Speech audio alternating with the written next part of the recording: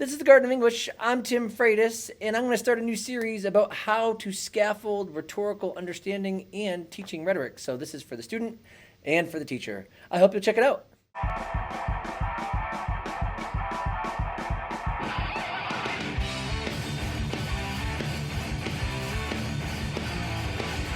All right, it has been a little while since I've recorded a video, and the reason why is because I've been super busy this summer, and that's okay.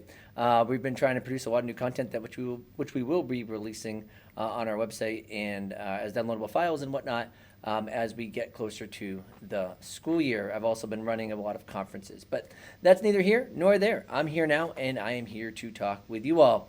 What this is going to be is we're going to start a new series, and that new series is going to be, like I mentioned earlier, about, scaffolding the teaching of rhetorical content, or if you're a student, actually like understanding rhetoric in its pieces so that we can understand its overall function. Before I get into this, though, I want to just give a huge shout out to some friends that I recently made at Torch Prep. So if any of you are in the Midwest and or the Eastern Midwest, and you are looking for ACT help, I am going to encourage you to check out Torch Prep. I will have a link down there, right down below. They have online assistance. They also have in-person assistance, and they are foundationally right near Cincinnati, Ohio, right over the border in Kentucky. I think it's in Newport. But I got to meet the awesome people that work there over my last vacation, and I was like, I can't wait to pitch you guys or put you guys in a video of mine because they were excellent. I also want to just draw your attention over here because I'm pretty sure there are some Patreon supporter names right here, and we want to thank you for the support that you do give us. If you're interested in supporting Garden of English through Patreon, you can just check out that video right up here. There are other ways you can support the Garden of English as well through the types of merch that we have and whatnot. I would like to point out, though, that very soon the Patreon structure is going to change just a little bit just due to different things that we're trying to do as a company. So a heads up on that video will probably have to be changed out pretty soon for some changes that we are making in terms of the decisions that we're making. But anyway, with all of that said, I want to start now with our first quick video about the very foundational elements of rhetoric that need to be understood. As I've been working with teachers throughout the summer, I have been told consistently that underclassmen teachers are teaching kids about ethos, pathos, and logos, and that's all fine, but I do recommend not to use Greek on the English test. You're going to want to check out the video about ethos, pathos, and logos that I did up here. But on top of that, truth be told, if you are foundationally teaching rhetoric with those three Greek terms, I think that you might want to reintroduce rhetoric a different way. And if you're a student, you're going to want to pay attention to this because I'm going to break down rhetoric into its easiest parts, and we're going to go through in quick little videos how to kind of get through them here. So what I'm going to do is I am going to go to my small screen here, and you're going to notice that I have a visual of the rhetorical situation. The problem with teaching ethos, pathos, and logos first as the foundations of like rhetorical understanding is that in order to actually understand the function of the appeals, you actually have to understand what's called the rhetorical situation. So the foundation of all rhetorical instruction needs to start here, not at ethos, pathos, and logos. And if you want to say pathos, that's fine. If you want to say ethos, that's fine. It doesn't matter. Tomato, tomato, zebra. Maybe I've been watching too much Peppa Pig. I don't know.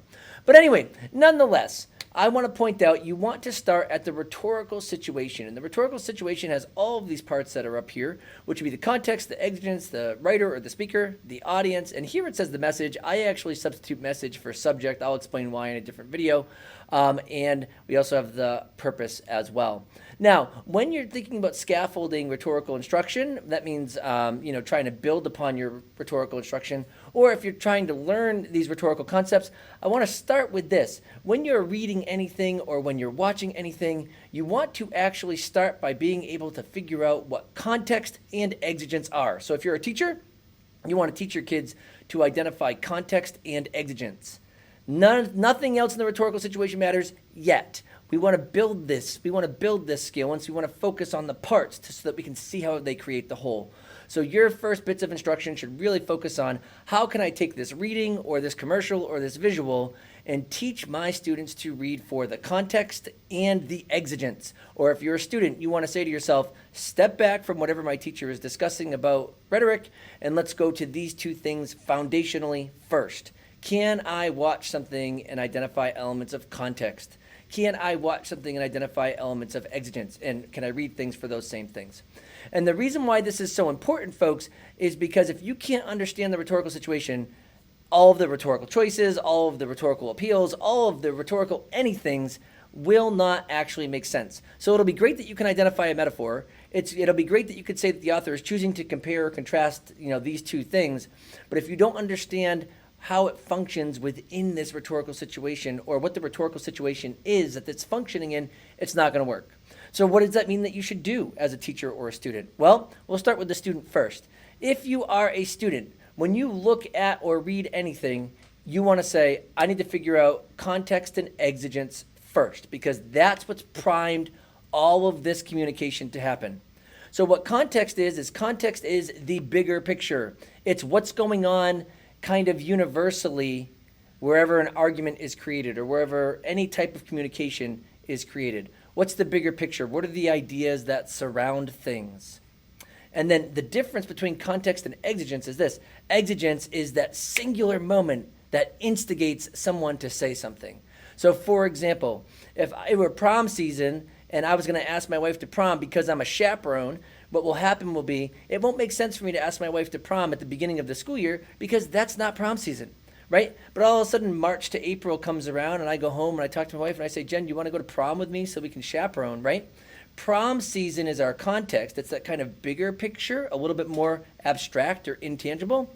But if the student council asked me to chaperone prom, that's going to be the exigence of me asking my wife, hey, sweetheart, do you want to actually go to prom with me so that we can chaperone the prom? Okay? So when you're reading anything, you want to say to yourself, what's the bigger picture culturally and socially that's going on? And then you want to say, boom, what's the exigence? What's that moment that instigates the speaker to actually speak?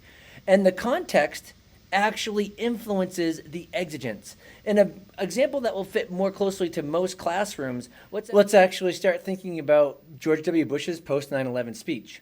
And the reason why is because in terms of the context and the bigger picture, the United States was similar to now, but not quite as bad, politically divided. Right? There were Republicans, there were Democrats, and liberals or conservatives, and of course there are moderates as well. But there was a lot of political tension, particularly stemming from the 2000 election, where George W. Bush lost the popular vote, but still won the election. And so there was a lot of division and whatnot. And so politically, the country was a bit messy. And sure enough, right, when the context was there, so we see the kind of political division. But the exigence for the post 9/11 speech was not the political division. However, that did influence how he spoke in the piece. But the exigence was the actual terrorist attacks on the World Trade Centers on 9/11. And so we have this bigger context of political division. And then all of a sudden we have the World Trade Center attacks. And sure enough, that's going to be our context and our exigence. And when you actually go read that speech, one of the things that you'll notice that George W. Bush was attempting to do was to unite the American people. And I have other videos where I look at that speech in terms of rhetorical analysis. But before we can actually understand all of the choices that he makes and all of the appeals that he's using and things like that, or that he's referring to, we need to get to what is the context, and then how does that context actually relate to the exigence, which is what prompts him to speak, and then how do both of those then show up in the reading. And if you can read for context and exigence, you are going to be much, much, much better off in terms of your rhetorical analysis later on. So that is the foundation of where you must start for your scaffolding and for your learning, or if you're a teacher where you teach your kids, start with context and exigence and get them to read, get students to read for those things. And if you're a student, you got to pick those out. If this video was helpful, I'm going to ask that you just click like and subscribe, because that's the easiest way that you can actually help out the Garden of English. On top of that, you can throw us, give us a like on Facebook. You can follow us on Instagram. We've been a little bit more active on that as of late. We've got a bunch of links down below where you can actually look at some of the partnerships that we have with different companies and different benefits that come with that. Our website is actually right there as well, and we'll put it right up on the bottom, thegardenofenglish.com. We've got some awesome merch that's there that we'd love to hook you up with, some t-shirts and things like that. So just click over there and pick up some swag, as they say. And sure enough, I appreciate you all. I hope that you tune in, and look forward to the rest of this series as we talk about scaffolding, rhetorical analysis, and really trying to understand the parts so that we can fully understand the whole of what rhetorical analysis is. And I will hopefully see you all soon.